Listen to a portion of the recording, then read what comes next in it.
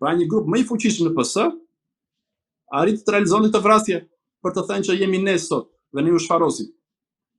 Lufta, thash, është bërë e jashtëzakonshme dhe nuk ka më ku të shkoj, sepse edhe tensioni në popullat është i jashtëzakonshëm.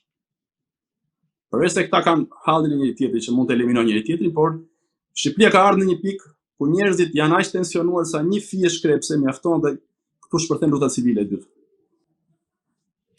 Në këtë rast, cili emër mund të jetë nga radhët e socialistëve që mund të zëvendësonte kryeministrin Edi Rama?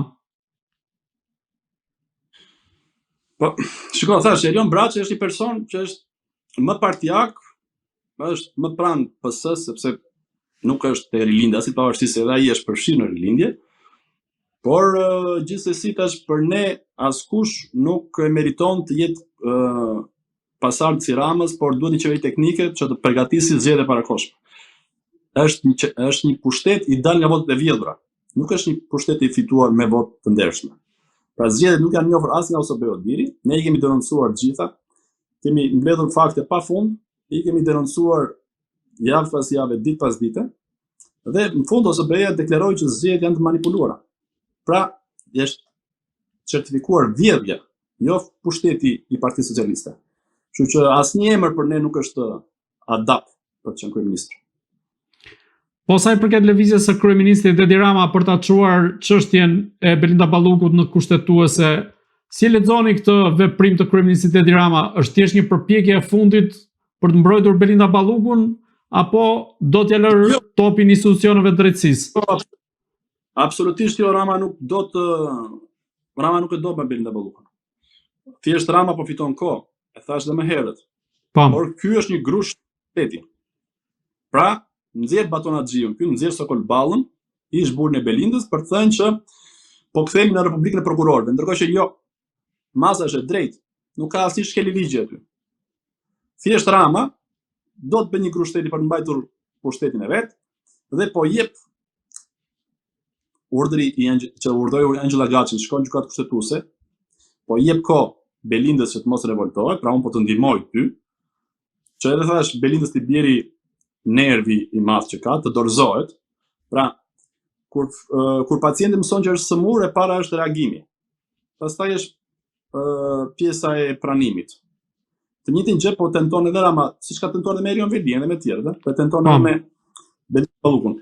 Kështu që është thjesht fitim kohë dhe një tentativë për grush shteti, që të mos njohë vendimet e gjykatës. E ka bërë dhe me Olta Xhaçin se ka njohur vendimin e gjykatës kushtetuese. Do ta përsërisi dhe me Belinda Ballukun, por jo për Belindën, për të shpëtuar lëkurën e vet, sepse Rama e di që shumë shpejt do jetë i pandehur. Thash, e ka nisur të gjë duke u tallur me Trumpin, sepse nuk është se bëri një herë, e bëri 2-3 herë. Dhe tani po tenton këtë gjë, por thash është thjesht një tentativë e dështuar e Ramës për të marrë kohë dhe për të zgjatur disa ditë pushtetin. Por që edhe Rama dhe pranoi shumë shpejt dorëzimin e vet. Kur thoni që Rama do merret i pandehur, keni parasysh një lëvizje të pavarur nga ana e SPAK-ut kundrejt kryeministrit, apo ka një kërkesë nga ana e institucioneve amerikane apo administratës së Donald Trump për të goditur pikërisht aty ku është pika më nevralgjike, po themi, e mazhorancës që është kryeministri Edi Rama? Shikoj, në këtë situatë që jemi, do duhet të ishte një lëvizje e vet prokurisë speciale. Por në këtë situatë ku jemi, ku kemi të bëjmë me një organizatë strukturar kriminale. Pra kjo organizatë që drejtohet nga Edi Rama po rrezikon edhe stabilitetin e Europës, sepse ta planifikonin të vrisnin kryeprokurorin e Brukselit. Pra të destabilizonin Belgjikën. Po duke destabilizuar Belgjikën, mund të destabilizojë pjesa tjetër e Europës. Pra, në këtë pikë ku jemi dhe me kaq pak njerëz sa kemi dhe me kaq varfëri të madhe që kemi, pa një dorë të huaj është e vështirë për të ndryshuar. Kemi të bëjmë me kryeministin i cili i thotë, kujdes se ju vras. Kemi të bëjmë me një person i cili fillimisht ka thënë hëngshi kokat e një tjetër, pa ka një mendësi kriminale. Kemi të bëjmë me një person i cili na konsumon lëndë substanca psikotrope. Këto substanca psikotrope i konsumojnë njerëz të cilët janë të paaftë të menaxhojnë veten e vet. Këta njerëz bëhen të rrezikshëm kur humbasin pushtetin sepse nuk e kontrollojnë vetën. Pra në këtë situatë ku jemi me këtë person që kemi të bëjmë, pavarësisht se është frikacak, nuk ka diskutim që është super frikacak, por është një person që nuk e menaxhon dot veten dhe normalisht ka nevojë për ndihmë nga jashtë. Është e pamundur në një vend kaq të vogël që të dali një, po them, Superman apo një burr i hekurt edhe të bëj drejtësi në këtë vend.